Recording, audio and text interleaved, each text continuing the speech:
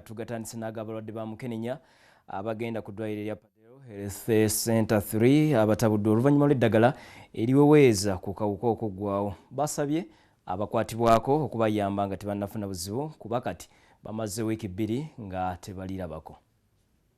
Wazeewo obeeraliikirivu mu ddwaliro lya Padde Health Center 3 olw'okulwa eddagala eriweweeza ku bulwadde bwa Mukenenya liyite ARVs na n'eri abakyala abali embuto n'abo abakwatibwa sirimu.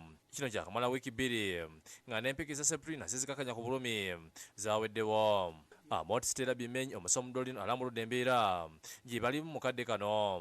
Ono atubuulidde nti abalwadde ba Mukenenya bangi naye ng'obuzibu balina tewali ddagala mu kiseera kino. Every Friday I show them coming for what? Coming for their regimen. But for at clinic I don't know. But what I know, from Monday to Friday, the clinicians, they clerk from OPD, they send clients for ACT test to the laboratory. A moment they have got someone who is HIV positive. You have to link that client direct to the what?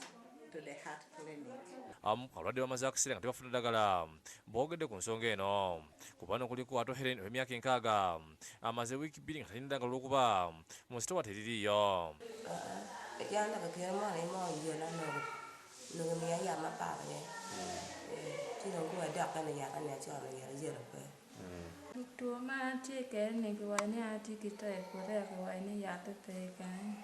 Abalala basubiridde ddagala kuliko abaana bamama baabwe n'abasajja abakulu. Ye Awuma Catherine yazze eggulo ku ddwaliro bamubulirirawo nti eddagala teririiwo ng'alina okulirinda.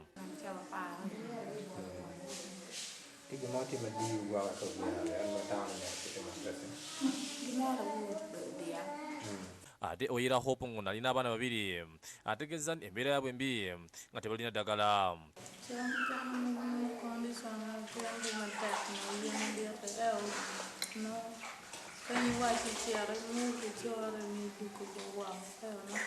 Awo babadde bakaaba naye nga n'awatuukirwa abagenyi tewabadde muntu yenna abaaniriza. Ng'oggyeko ebbula eddagala eriweweeza ku bulwadde bwa Mukenenya, eddwaliro lino era terina ambyulensi kati emyaka 2 eyo eriwo yafiira mu luggya lw'eddwaliro nga likyasobola kuddizibwawo. Benson Ongom yakusakidde eggulu eno ku lwa Bukedde TV.